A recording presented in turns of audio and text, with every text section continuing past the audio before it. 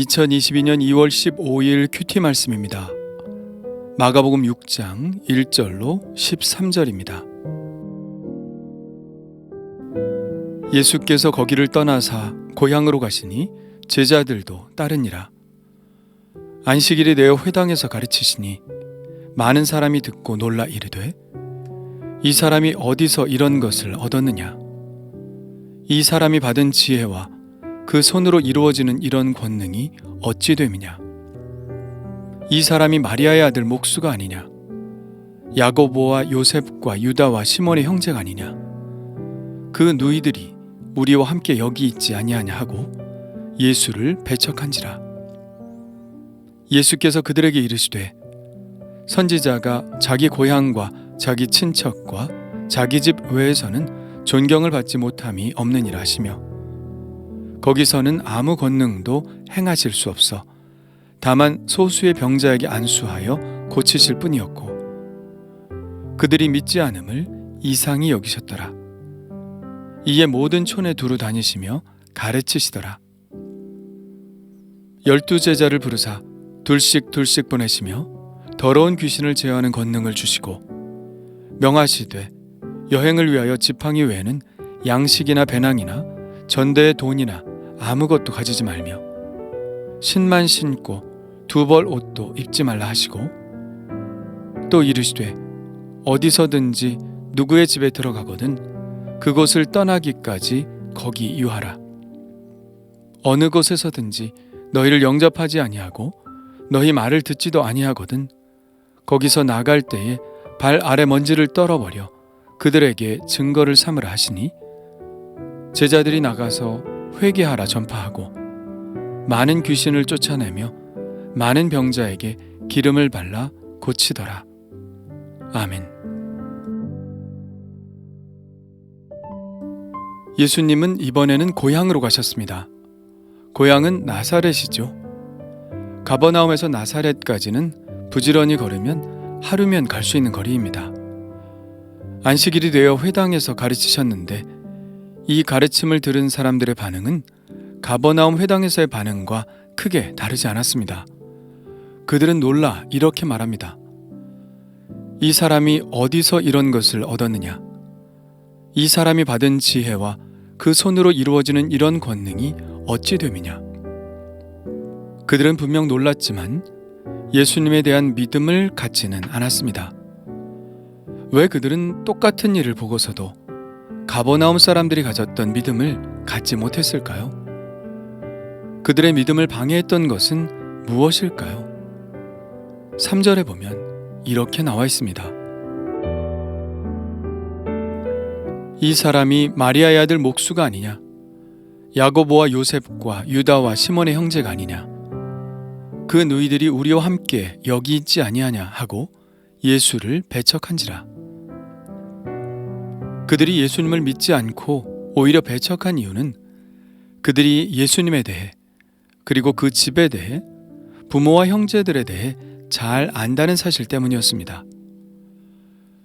때로 어떤 것에 대해 조금 안다는 것은 더 깊은 알무로 나아가는 것을 방해할 때가 있죠. 전도를 해보면 왕년에 교회 잘 다녔다는 사람들을 만납니다. 복음을 설명하려 하면 옛날에 다 해봐서 다 안다고 이야기하죠.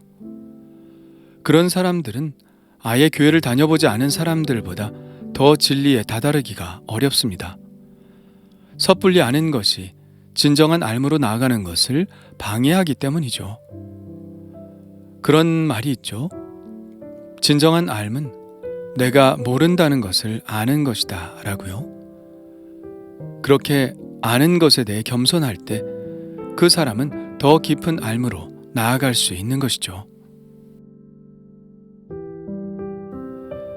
불행하게도 이 나사렛 사람들은 예수님이 자라나셨던 곳에 함께 사는 특권을 가졌음에도 불구하고 오히려 그 특권 때문에 예수님을 배척하는 일에 떨어지게 되었죠. 그런데 이것은 나사렛 사람들만의 이야기가 아닙니다. 우리들도 믿을 것인가 말 것인가를 앞에 두고 결정할 때 믿을 만한 이유보다는 믿지 말아야 할 이유를 찾는 경우가 더 많으니까요. 우리는 선택의 기로에 서서 정말 그 진리를 가지고 선택하기보다는 내가 믿고 싶으면 믿어야 할 이유를 찾고 내가 믿고 싶지 않으면 믿지 않아야 할 이유를 찾습니다. 이 나사렛 사람들은 예수님의 말씀과 권능을 보았을 때 결정을 내려야 했죠. 믿을 것인가 말 것인가. 그들은 이 믿어야 할 이유가 눈앞에 있는데도 믿지 않아야 할 이유를 찾았습니다. 그 답이 바로 3절의 말씀인 거죠. 우리가 예수를 안다는 것입니다. 그의 부모를 알고 그의 형제와 누이들을 아니 그를 믿을 수 없다는 것이죠.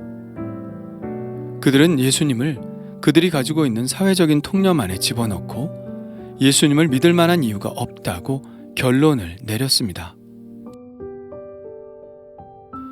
사회적인 통념으로 본다면 예수님을 믿지 못할 이유가 너무나 많이 있습니다. 예수님이 마국간에 태어나신 것도 믿지 않으려고 하는 사람들의 입장에서 볼 때는 하나님의 계시를 거부할 수 있는 좋은 핑곗거리가 되죠. 하나님이 어떻게 더러운 마국간에 오실 수 있단 말이야? 하나님이 어떻게 우리 같은 사람 사이에 섞여 살 수 있지? 하나님이 어떻게 죄인처럼 형벌을 받고 무력하게 죽을 수 있나? 이 모든 의문들은 예수님이 구원자가 되시기 위해 반드시 그렇게 하셨어야 하는 일들이지만 고질적인 불신앙 속에 있는 사람들에게는 그저 믿지 말아야 할 이유에 불과했던 것입니다. 그러나 믿고자 하는 사람들에게는 이러한 사실이야말로 예수님이 참 그리스도가 되시는 분명한 이유인 것이죠. 그들이 믿지 않았기 때문에 예수님은 자기 고향 나사렛에서는 아무 권능도 행하실 수 없었습니다. 그들이 믿음이 없었다는 사실이 예수님의 권능을 약화시켰던 것일까요? 예수님의 권능은 우리의 믿음이 있어야만 발휘되는 것일까요? 이 말은 반은 맞고 반은 틀립니다. 우리의 믿음의 유무에 따라 예수님의 권능이 제한되는 것은 절대 아니죠. 예수님이 가지신 권능은 언제나 변함이 없습니다. 다만 예수님은 자신을 예수님께 개방하고 믿음을 보이는 자들에게만 역사하시죠. 예수님이 믿지 않는 사람들이라도 병을 막 고쳐주심으로 그들의 믿음을 유도하실 수는 없으셨을까요? 그러실 수 없으셨던 것이 아니라 그렇게 하지 않으신 것이죠. 예수님은 우리가 마음을 열고 주님께 믿음을 보일 때에만 기적을 베풀어 주십니다. 그러나 나사렛 사람들 모두가 주님을 배척했던 것은 아닙니다. 소수의 병자에게는 안수하여 고치셨습니다. 나사렛의 불신의 분위기 속에서도 자신의 마음을 열고 예수님께 믿음을 보인 사람들이 있었다는 것이죠. 많은 사람들의 믿음의 방식은 보여주면 믿겠다는 것입니다. 그러나 보고 믿는 것은 믿음이 아니죠. 예수님은 믿음을 강요하시기 위해 그렇게 하신 일이 없습니다. 오히려 믿을 수 없는 환경 가운데서도 절실한 마음으로 믿음을 보인 사람들의 그 마음에 감동하셔서 기적을 베풀어 주셨습니다. 그래서 믿음을 모험이라고 하는 것 같습니다. 믿음의 길은 편안한 길이 아닙니다. 다 알고 가는 길이 아니죠. 사람들이 보기에는 분명한 모험이죠. 그러나 믿음 있는 사람들이 볼 때 그것은 가장 확실하고 가장 놀라운 길입니다. 다음 장면에서도 그러한 믿음의 속성은 잘 나타나 있습니다. 예수님은 12제자를 부르셨는데요. 이들 12제자들은 예수님의 비서들이 아니었습니다. 이들은 사역자들이었습니다. 이들을 세우신 목적은 이미 3장에서 보았죠. 이에 12를 세우셨으니 이는 자기와 함께 있게 하시고 또 보내사 전도도 하며 귀신을 내쫓는 권능도 가지게 하려 하심이로라.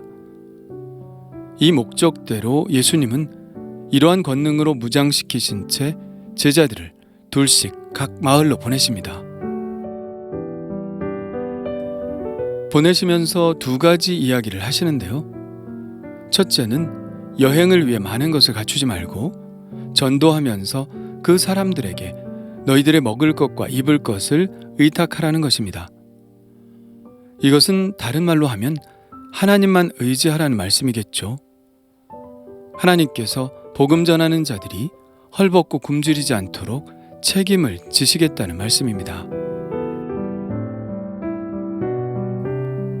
그리고 두 번째는 만일 사람들이 영접하지도 않고 너희 말을 듣지도 않으면 거기서 나갈 때에 발 아래 먼지를 떨어버리라는 것입니다.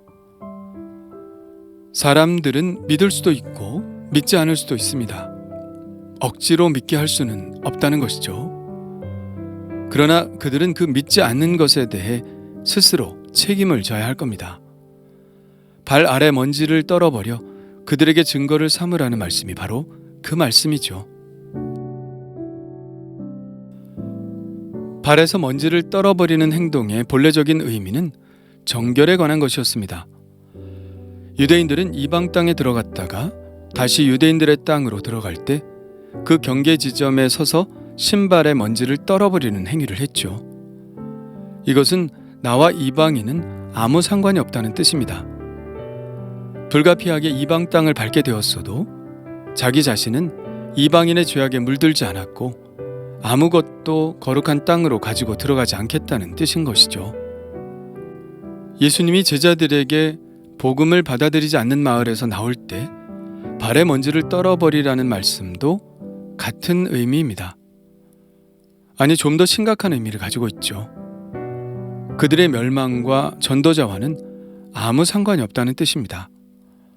전도자는 그들에게 복음을 전했고 그들이 받아들이지 않았으니 그들이 멸망에 떨어지는 것은 전도자의 책임이 아니라 바로 그 사람들의 책임이라는 것이죠. 그러나 지금 우리가 받아야 할 교훈은 오히려 그 반대입니다.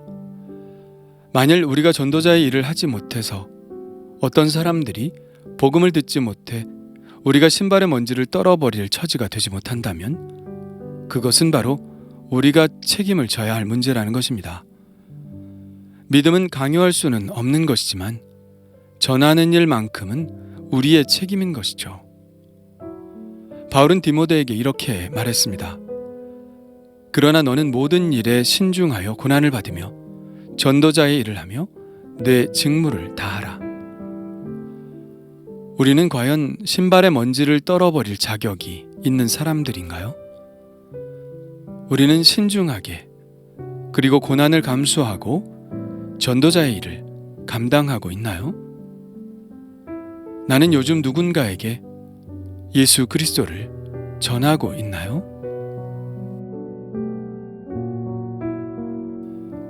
주님 감사합니다.